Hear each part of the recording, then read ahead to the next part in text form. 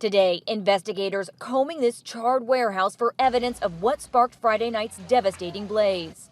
We're going to continue the process until absolutely every piece of debris is removed from this building. Every area has been searched. With at least 36 bodies recovered after that fire, most of the victims in their 20s and 30s, the district attorney now working on a criminal probe.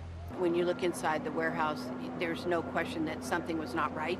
The DA saying murder charges are a possibility, and investigators now piecing together how several dozen people were living at this artist colony known as the Ghost Ship. It was a hellhole. It was a death trap. According to city leaders, the warehouse was completely uninhabitable, lacking the proper permits for residential living. Just last month, multiple complaints were filed for building violations, including illegal construction and blight. But some residents, like Max Orr, who paid $750 a month to live there, said he never felt unsafe. No, there's a lot of fire extinguishers because we didn't have a sprinkler system. Now this man, the alleged landlord of the building, coming under scrutiny for his role in the Ghost Ship, speaking here to ABC station KGO. They're my children. They're my friends, they're my family, they're my loves.